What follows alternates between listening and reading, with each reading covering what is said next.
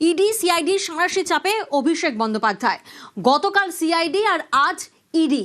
অভিষেক বন্দ্যোপাধ্যায়কে প্রায় 9 ঘন্টা ইডির জিজ্ঞাসাবাদ কেন্দ্রীয় এজেন্সি।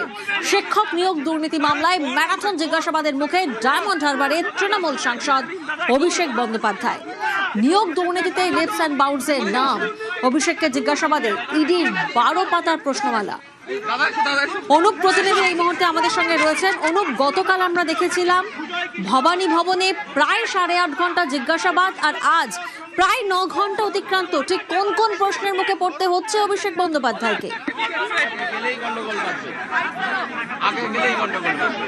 দেখো, গতকাল ভবানী ভবনে জিজ্ঞাসাবাদের পরবর্তী ক্ষেত্রে আজকে ইডি জিজ্ঞাসাবাদের সম্মুখীন অভিষেক বন্দ্যোপাধ্যায় তাকে দীর্ঘ জিজ্ঞাসাবাদ করা হলো, প্রায় 9 ঘন্টা জিজ্ঞাসাবাদ করা হলো প্রাথমিক যে নিয়োগ দুর্নীতি মামলা সেই মামলায়। ইতিমধ্যে অভিষেক বন্দ্যোপাধ্যায়কে জিজ্ঞাসাবাদ প্রক্রিয়া শেষ এবং কিছুক্ষণের মধ্যে অভিষেক বন্দ্যোপাধ্যায় ইডির দপ্তর থেকে তিনি সোজা বেরিয়ে আসবেন এবং তাকে একাধিক বিষয় নিয়ে জিজ্ঞাসাবাদ করা হয়েছিল।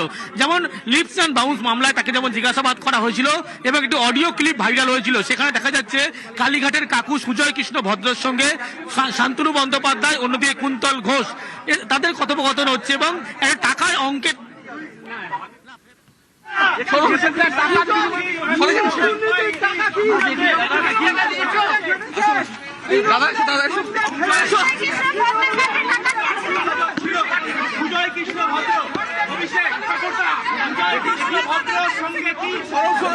আবারও যাবো অনুপের কাছে, তবে তার আগে আপনাদেরকে জানাই ইতিমধ্যেই জিজ্ঞাসাবাদের প্রক্রিয়া শেষ হয়েছে। যেমনটা প্রতিনিধি অনুপ আমাদেরকে জানালেন, গতকাল সিআইডি দপ্তরে আমরা দেখি প্রায় 8.5 ঘন্টা জিজ্ঞাসাবাদ করা হয় এবং আজ ইডির দপ্তরে অভিষেক বন্দ্যোপাধ্যায় ঠিক সকাল 10:56 তিনি আসেন সিজিও কমপ্লেক্সে। প্রায় 9 ঘন্টা ইডির জিজ্ঞাসাবাদ। শিক্ষক নিয়োগ দুর্নীতি মামলায় ম্যারাথন জিজ্ঞাসাবাদের মুখে ডায়মন্ড হারবারের তৃণমূল সাংসদ। 2 দফা ইডির অফিসাররা তারা আজ জিজ্ঞাসাবাদ করেন অভিষেক বন্দ্যোপাধ্যায়কে। অভিষেকের সংস্থা লেনদেনে ইডির নজর, ঠিক কোন কোন বিষয়ের দিকে নজর? অভিষেক বন্দ্যোপাধ্যায়কে জিজ্ঞাসাবাদে ইডির তরফ থেকে 12 পাতার প্রশ্নমালা সেট করা হয় এবং 2 দফায় জিজ্ঞাসাবাদ করা হয়। ঠিক সকাল 10:56 সিজিও কমপ্লেক্সে পৌঁছান অভিষেক বন্দ্যোপাধ্যায়, তারপরেই শুরু হয় জিজ্ঞাসাবাদ। অনুপ আমাদের সঙ্গে রয়েছেন। অনুপ, যেমনটা তুমি বলছিলে, ঠিক কোন কোন প্রশ্নের মুখে পড়তে হচ্ছে অভিষেক বন্দ্যোপাধ্যায়কে এবং ইতিমধ্যেই জিজ্ঞাসাবাদের প্রক্রিয়া শেষ, কখন বেরোবেন সিজিও কমপ্লেক্স থেকে অভিষেক, কি জানা যাচ্ছে?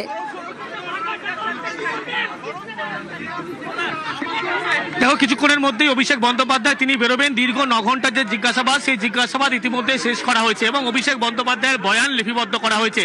প্রাথমিক নিয়োগ যে দুর্নীতি মামলা, সেই মামলায় অভিষেক বন্দ্যোপাধ্যায়কে আজকে তলব করা হয়েছিল। এই নিয়ে তৃতীয়বার তলব করা হলো অভিষেক বন্দ্যোপাধ্যায়কে। প্রথম যখন 2023 সালে জুন মাসে অভিষেক বন্দ্যোপাধ্যায় আসে, তাকে 9 ঘন্টা জিজ্ঞাসাবাদ করা হয়। পরবর্তী ক্ষেত্রে 2023 সালের সেপ্টেম্বর মাস, সেখানে অভিষেক বন্দ্যোপাধ্যায়কে 11 ঘন্টা জিজ্ঞাসাবাদ করা হয় এবং আজকে অভিষেক বন্দ্যোপাধ্যায় তাকে 9 ঘন্টা জিজ্ঞাসাবাদ করা হলো।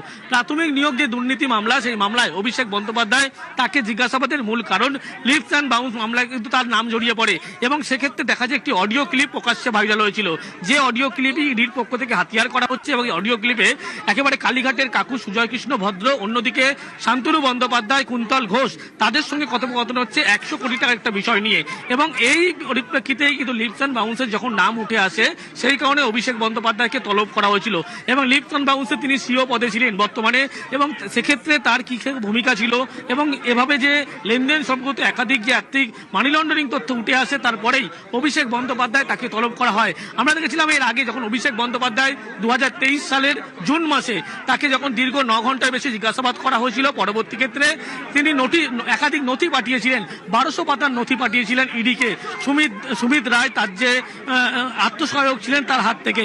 তার পরবর্তী ক্ষেত্রে লক্ষ্য করা গেল আবার 2026-এর আজকে অভিষেক বন্দ্যোপাধ্যায়কে তলব করা হলো এবং একাধিক বিষয়, একদিকে কুন্তল ঘোষের বয়ান, অন্যদিকে শান্তনু বন্দ্যোপাধ্যায়ের বয়ান, কালীঘাটের কাকু সুজয় কৃষ্ণ ভদ্রর বয়ান, এই সমস্ত বয়ানের পরিপ্রেক্ষিতে অভিষেক বন্দ্যোপাধ্যায়কে তার জিজ্ঞাসাবাদ করা হয়, তার বয়ান লিপিবদ্ধ করা হয় এবং সিজিও কমপ্লেক্সের ছবি তুমি দেখতে পাচ্ছ। কিছুক্ষণের মধ্যেই অভিষেক বন্দ্যোপাধ্যায় তিনি বেরোবেন জিজ্ঞাসাবাদের পরবর্তী ক্ষেত্রে, তার কারণ নিয়োগ দুর্নীতি মামলায় তাকে জিজ্ঞাসাবাদ করা হয়েছিল। একেবারে অনুপ, সেই খবরের দিকে আমরা নজর রাখবো।